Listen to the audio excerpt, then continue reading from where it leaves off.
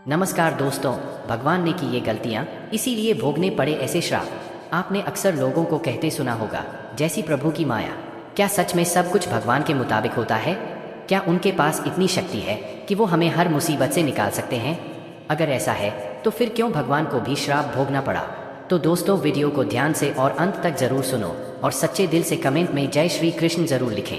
दोस्तों, जी हाँ, आपने सही सुना। बहुत से देवी देवता ऐसे हैं जिन्हें अपने कर्मों के कारण श्राप मिले और उन्हें भी इनका निर्वाह करना पड़ा।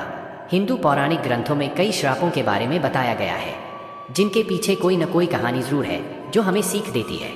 वृंदा का भगवान विष्णु को श्राप। शिव पुराण में भगवान विष्णु को तुलसी द्वारा दिए गए श्राप के बारे में बताया गया है। जब समुद्र मंथन हुआ तो उस समय उससे जलंधर नाम के राक्षस का जन्म हुआ, जिसके अत्याचार से सभी देवी देवता परेशान हो गए थे। इस राक्षस की सारी ताकत उसकी पत्नी वृंदा थी।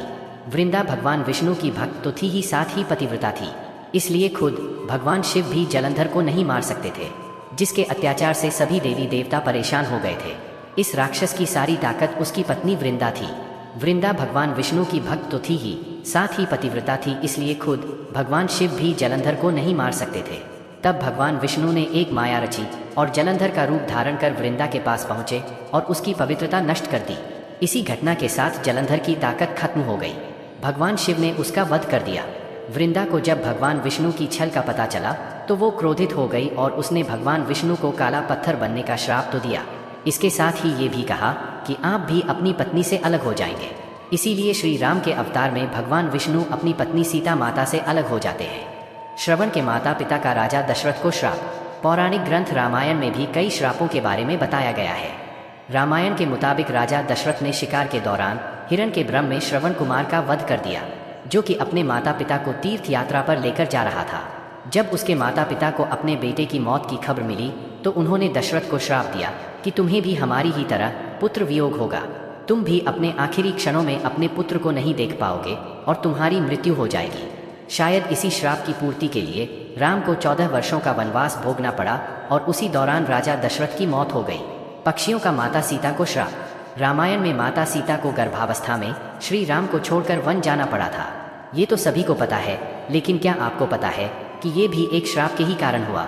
जी हाँ, माता सीता को एक पक्षी जोड़े ने श्राप दिया था। बचपन में एक दिन सीता अपनी सहेलियों के साथ बगीचे में खेल रही थी। वहाँ उन्हें एक तोते का जोड़ा दिखाई दिया जो बहुत ही खूबसूरत था। उन्होंने अपनी सहेलियों से उन दोनों पक्षियों को पकड़ कर लाने को कहा। माता सीता उन पक्षियों से कहती है कि तुम दोनों बहुत सुंदर हो, देखो, डरो नहीं, मैं तुम्हें कोई नुकसान नहीं पहुंचाऊंगी। तुम बस मुझे ये बताओ कि तुम कौन हो और कहाँ से आए हो। माता सीता के पूछने पर दोनों पक्षी ने उन्हें सब बताया कि कैसे उनका विवाह श्री राम से होगा और वो अयोध्या की रानी बनेंगी। सारी बातें बताने के बाद मादा तोता जानकी से कहती है कि मैं गर्भवती हूँ, मुझे जाने दो, मैं अपने स्थान पर जाकर बच्चे पैदा करूँगी। आप चाहें तो उसके बाद फिर से यहाँ आ जाऊँगी। उसके कहने पर सीता जी ने उसे नहीं छोड़ा। तब उसके पति ने माता सीता से उन्हें छोड़ने का आग्रह किया, लेकिन माता सीता नहीं मानी। तब मादा पक्षी ने क्रोध में सीता को श्राप दिया कि जिस प्रकार तू मुझे इस समय अपने पति से अलग कर रही है, वैसे ही तुझे भी स्वयं गर्भवती होने पर श्री राम से अलग होना पड़ेगा। क्रोध और सीता जी का अपमान करने के कारण नर तोते का जन्म अयोध्या में धोबी के घर हुआ। उसके कारण ही सीता जी का अपमान हुआ और उन्हें गर्भावस्था में श्री राम से अलग होकर जंगल में रहना पड़ा। गांधारी का श्री कृष्ण को श्राप। क्या आपको पता है कि श्री कृष्ण को श्राप मिला था? महाभारत के लिए कौरवों की मां गांधारी ने श्री कृष्ण को दोषी मानकर उन्हें कहा कि अगर तुम चाहते तो इस विनाश को रोक सकते थे, लेकिन तुमने ऐसा नहीं किया। क्रोध में आकर गांधारी ने श्री कृष्ण को श्राप दिया कि जिस तरह कौरवों के वंश का नाश हुआ है, उसी तरह यदुवंश का भी नाश हो जाएगा। अगर अपने पति के लिए मेरी भक्ति सच्ची है तो आज से ठीक 36 साल बाद तुम्हारी मृत्यु हो जाएगी। इस श्राप के कारण ही द्वारिका में 35 साल बाद भयंकर तूफान और सूखा पड़ने लगा, जिस कारण श्री कृष्ण द्वारिका से यदुवंशियों के साथ एक सुरक्षित जगह आ गए। कुछ दिनों बाद महाभारत युद्ध की चर्चा करते हुए यदुवंशियों में विवाद हो गया, जिससे उनमें आपसी युद्ध शुरू हो गया और वे दो गुटों में बंटकर एक दूसरे का संहार करने लगे। इस लड़ाई में लगभग सभी यदुवंशी मारे गए। जंगल में भटकते हुए श्री कृष्ण भी एक शिकारी के तीर से मारे गए। इस तरह श्राप के कारण श्री कृष्ण के कुल का भी नाश हो गया। उर्वशी का अर्जुन को श्राप। महाभारत के मुताबिक जब अर्जुन चित्रसेन से नृत्य और संगीत की शिक्षा लेने स्वर्ग गए, वहाँ की एक अप्सरा जिसका नाम उर्वशी था, वो अर्जुन को देखकर मोहित हो गई। जब उन्होंने अर्जुन को अपने मन की बात बताई तब अर्जुन ने कहा कि आप पुरु वंश की जननी होने के लिहाज से मेरी माता के समान हैं। हमारा सिर्फ माँ और पुत्र का रिश्ता हो सकता है। अर्जुन के प्रेम प्रस्ताव ठुकराने से उर्वशी गुस्से में आ गई। उसने अर्जुन को 1 साल तक किन्नर बनने का श्राप दिया। हालांकि अर्जुन का ये श्राप उसके लिए अज्ञातवास के दौरान वरदान साबित हुआ। इस श्राप से वो खुद को कौरवों से छिपाने में सफल हुए। अज्ञातवास के दौरान वो किन्नर के रूप में स्त्रियों वाले कपड़े पहनते थे। इस तरह उन्होंने अपने श्राप को भोगा। अम्बा का भीष्म को श्राप। महाभारत की एक और कथा में बताया गया है कि भीष्म की मृत्यु भी एक श्राप के कारण ही हुई। कहते हैं भीष्म ने अपनी सौतेले भाई विचित्रवीर्य के विवाह के लिए काशीराज की 3 पुत्रियों का हरण किया था, क्योंकि भीष्म चाहते थे कि उनका वंश आगे बढ़े।